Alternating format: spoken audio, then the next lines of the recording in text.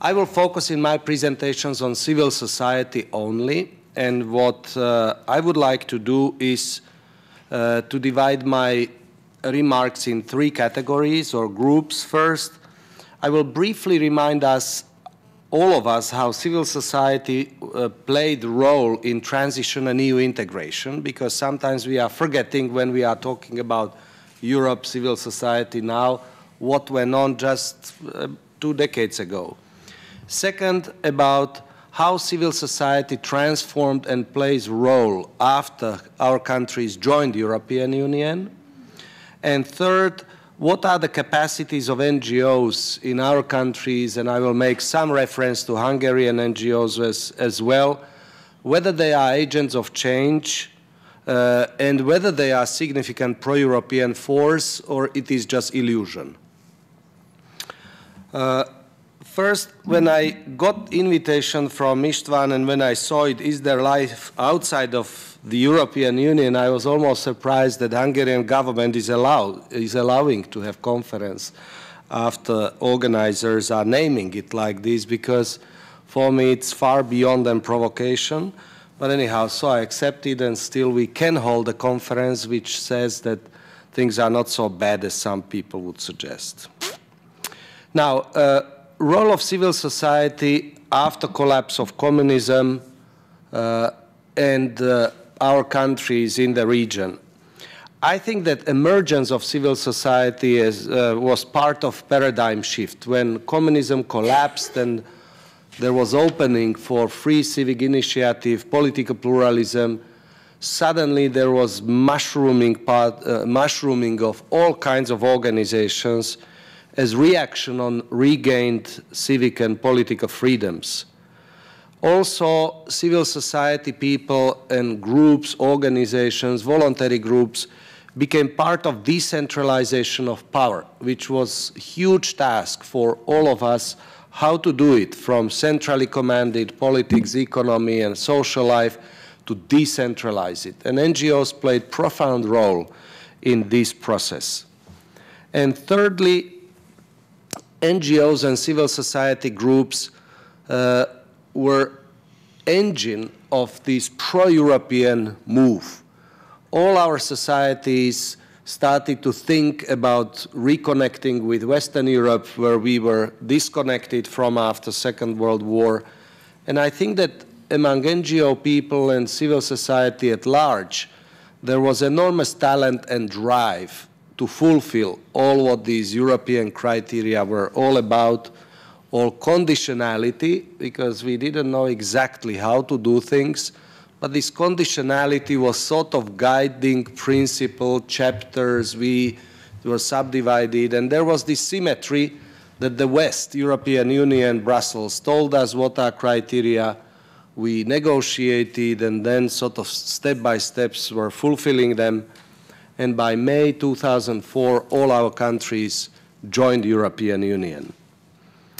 At that time, civil society was generally accepted as something positive, healthy, necessary, which is becoming indispensable part of new political system.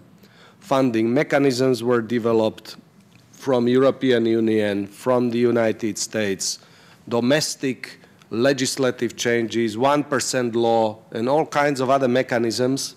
And at that time, especially in sort of first decade, Hungary was very often associated as leading country in civil society. We were coming here from other countries to learn many techniques, methods, legislative changes, and so on and so forth.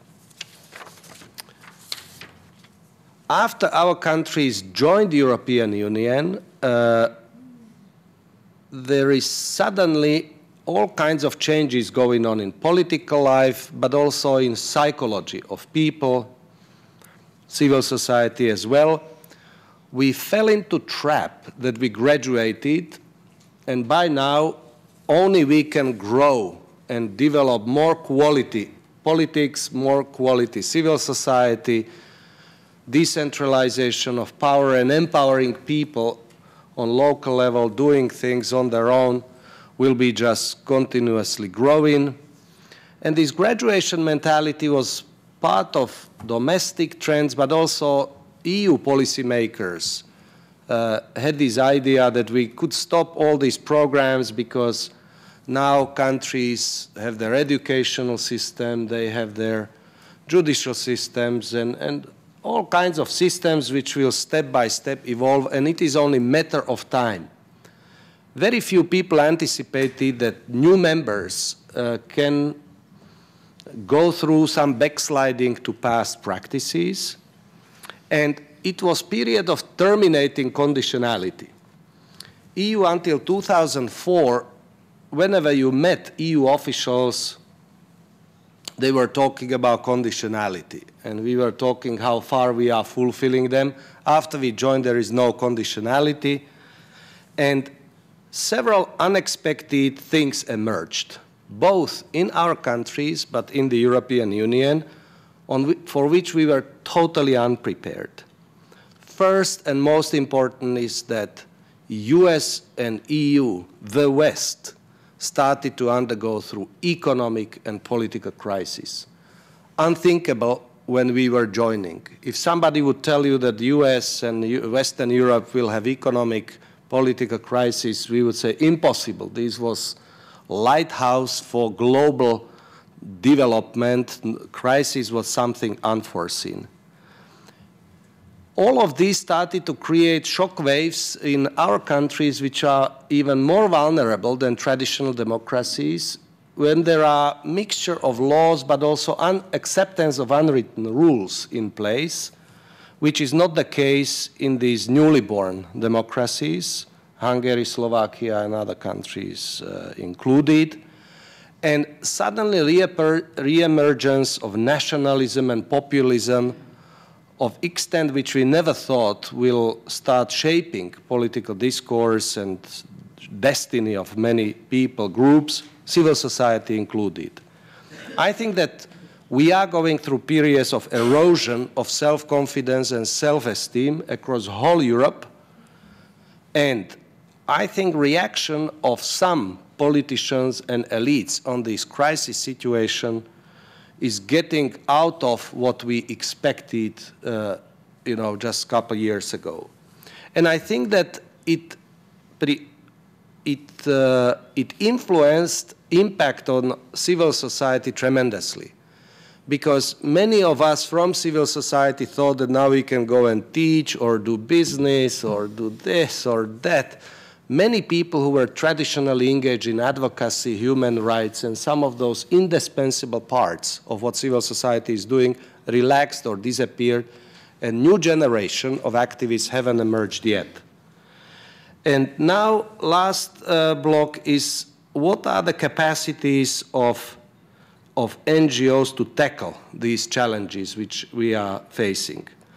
I must say that I think that civil society's capacity to be relevant and influential in public policy arena, I think, is very limited. And I am speaking about my country and this country as well. I think that what we are witnessing today is superdominance of party business alliances. Some people call it partocratic regimes. When we are seeing more and more civil society to be marginalized, and parties, together with their business links, are shaping public discourse, they are shaping elections, outcomes of the elections, and everyday life. And I think that since we had rather weak civil society, weak educational system in the morning, this was very important lecture showing how educational systems in our countries are not preparing people for active citizenship. I think legal system, judicial system is terribly weak and is holding back democratic progress. And I think that people in this period are quite confused, and polarization and radicalization in public life is occurring in many cases. I think that under these circumstances, in Hungary, if I would quote what András Bozoki was mentioning, that he labeled your situation that you have opportunistic nationalism And policies can infect, of government can infect either other countries. This type of phenomena we never anticipated, and I think that Viktor Orbán and his regime, I think, is showing another example of governance which is systematically and very cleverly destroying checks and balances of the country. But this is not what I'm going to discuss because there are others who already spoke about that. And I think that if we would like to see civil society to be again actor of change and not sleeping beauty, we need to admit some of our weaknesses, some of the strength of governments, and mobilize the best among ourselves, try to reach out to educational institutions, academia in particular, start to rock churches which are more than sleeping beauties, and their job description is morality. And I think that there is one piece of good news, that all of this, how to develop advocacy skills, improving capacity to influence public, develop strategic alliances, all of this can be learned. And like Buddhist says, if students are ready, teachers will be found. And it needs to be seen whether Hungarian civil society is ready to start learning some of these techniques and fix some of the misgivings which were discussed throughout the day. Thank you very much.